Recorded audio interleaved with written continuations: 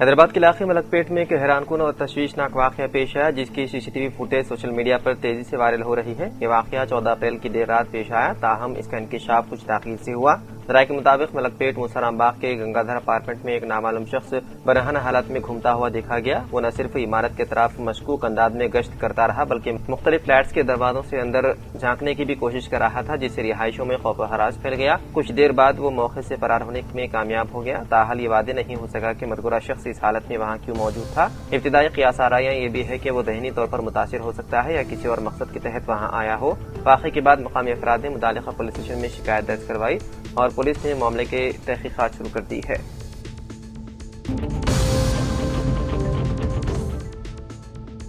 حیدرآباد کے ساتھ چار مینار بھی پارلیمنٹ میں تلنگانہ کے 26 حلقوں کی نئی سیاسی تصویر آئی سامنے۔ لوک سبھا حلقوں کی موجودہ حد بندی کے بعد تلنگانہ میں لوک سبھا نشستوں کی تعداد موجودہ 17 سے بڑھ کر 26 ہونے کی قیاس آرائیاں ہیں۔ اطلاعات کے مطابق ان میں 4 نشستیں درج فہرست ذاتوں اور 2 نشستیں درج فہرست قبائل کے لیے مختص کی جا سکتی ہے۔ سیاسی حلقوں میں نئے مجوزہ پارلیمانی حلقوں کے ناموں پر بھی بحث جاری ہے، جن میں سنگاریڈی کو ظہیر آباد کی جگہ شامل کیے جانے کی اطلاعات ہے۔ ذرائع کے مطابق پارلیمنٹ میں بل کی منظوری کے بعد مرکزی حکومت الیکشن کمیشن سے مشاورت کرتے ہوئے ڈی لمیٹیشن کمیشن تشکیل دے گی، جو سیاسی جماعتوں اور عوام سے آراء حاصل کرنے کے بعد حتمی رپورٹ پیش کرے گی۔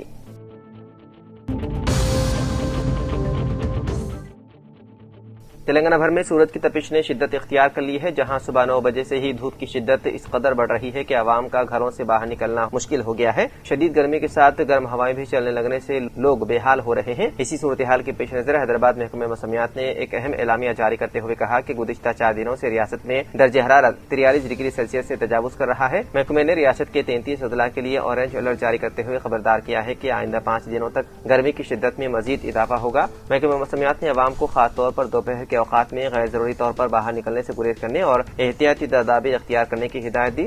اعداد و شمار کے مطابق نرمل اور نظام آباد میں سب سے زیادہ 43.5 ڈگری سیلسیس درجہ حرارت ریکارڈ کیا گیا۔ وہیں دارالحکومت حیدرآباد میں زیادہ سے زیادہ درجہ حرارت 41.4 ڈگری ریکارڈ کیا گیا۔ تاہم محکمہ موسمیات نے یہ بھی پیش قیاسی کی ہے کہ 19 سے 22 اپریل کے دوران تلنگانہ کے شمالی، مشرقی اور مغربی اضلاع میں بارش کا امکان ہے، جس سے عوام کو شدید گرمی سے کچھ راحت مل سکتی ہے۔